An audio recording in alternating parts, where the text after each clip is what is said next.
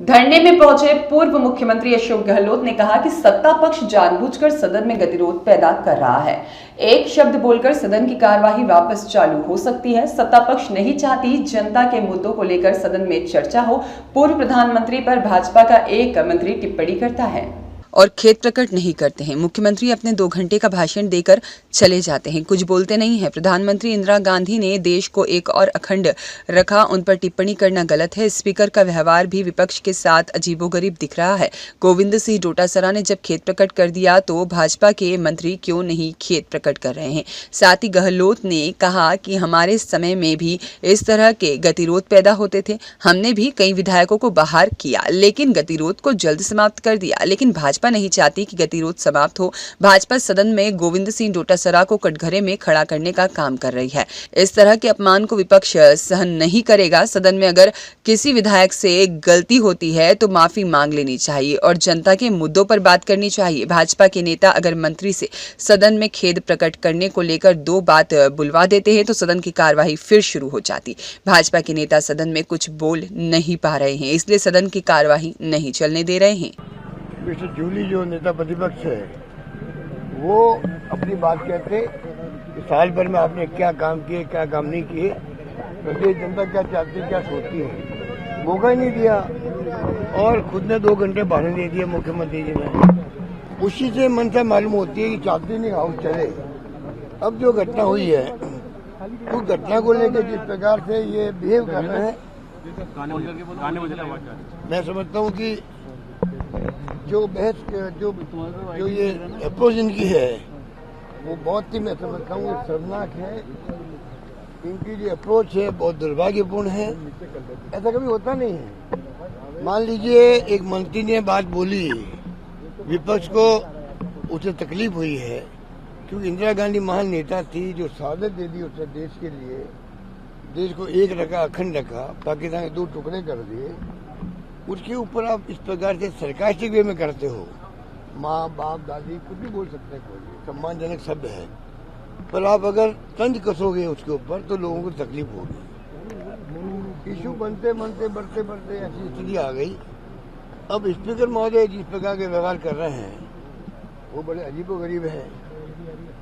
जब डोटासरा जी ने अपनी बात कह दी, खेद व्यक्त कर दिया, हमारे वक्त में भी कई बार लोग चढ़े थे प्लेटफॉर्म पर, हमने निकाला भी होगा किसी को, परंतु ये प्रयास रहा कि भाई वापस शांति स्थापित हो। और अगर उसने कोई माफी मांगने की बात हुई या खेद व्यक्त करना था, हम सब लोग नहीं जाते थे, हम भावना पे जाते थे कि माफी मांगने वाला अगर कहता मेरे पूरे दुख इस बात का है या मुझे खेद है या मैं माफी मांगता हूँ, खुद भी सब काम लेता। हम समझते थे इनकी भावना हमारे साथ जुड़ गई है, इन्होंने सॉरी फील कर लिया है। यहाँ तो आप डोटासरा जी को ऐसे बिहेव कर रहे हो जैसे कटघरे में खड़ा कर दिया हो। कोई मुलजिम हो कोर्ट के अंदर, उस प्रकार नहीं आप ये सब नहीं, आप ये सब काम लेंगे, तो क्या स्पीकर और नेता वो जो पार्लियामेंट्री मिनिस्टर है वो बताएंगे क्या आपको क्या क्या सब काम लेने हैं? भावना क्या है? भावना ये थी कि भाई गलती हो गई है, मैं सॉरी फील करता हूँ। सब बातें उसमें आ जाती है। इनफॉर्मल फॉर्मल वो बोल गए गुस्से के अंदर, उसके ऊपर भी उन्होंने खेद प्रकट कर दिया स्पष्ट शब्दों के अंदर।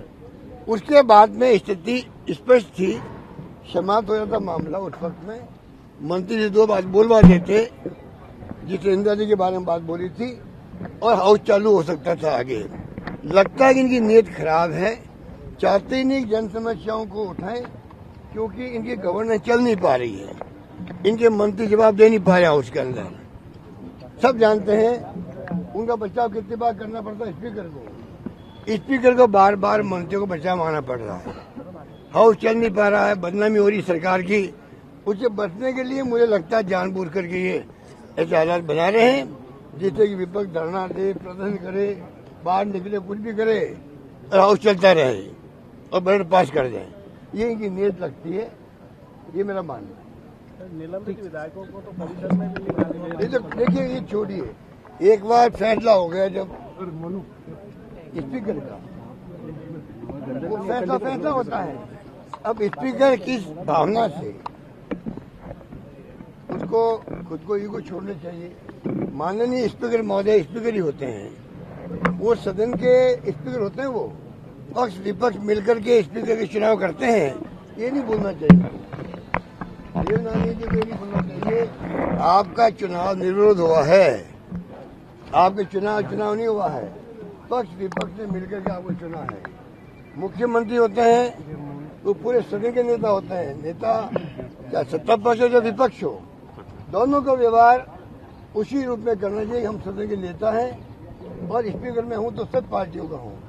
अब ये एक पार्टी की बात सोच करके चलेंगे तो मैं समझता हूँ स्पीकर अपना धर्म नहीं निभाएगा। मेरा मानना ही उनको चाहिए कि वो बिल्कुल ही जब स्पीकर बनता है तो किसी पार्टी का नहीं होता है, वो सब पार्टी में हो जाता है।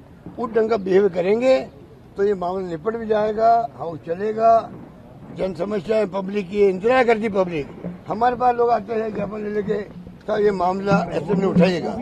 असेंबली उठाने के मायने होते हैं आज भी लोगों का विश्वास जो है असेंबली की प्रोसीडिंग पर, असेंबली में जो पक्ष विपक्ष बोलता है आम जनता का विश्वास उसके ऊपर होता है। मौका बहुत कम मिलता है, एक साल में 1-1.5 महीना मिलता मुश्किल से। राजस्थान की परंपरा रही है, हाउस चलता है यहाँ पर, के राज्य में 4 दिन चलता है, 6 दिन चलता है। हमारा सौभाग्य है कि हमारे यहाँ पर परंपराएं जो आजादी के बाद से डाली गई है, मिस्टर मोहनलाल छोकराडिया के पहले और बाद से ही उनको निभाते आ रहे हम सब लोग, चाहे पक्ष हो या विपक्ष हो। सरकारें बीजेपी की बनी है, कांग्रेस की बनी है, ऐसा माहौल कभी नहीं देखा है कि किस प्रकार से एक समन्वय करके मुख्यमंत्री जी और नेता आपके स्पीकर साहब बात करके हल निकाले। उनको पहल करनी चाहिए किस प्रकार हम विपक्ष साथ लेके चले। मेरा मानना। लेकिन जवाहर सिंह सुनील शर्मा की रिपोर्ट।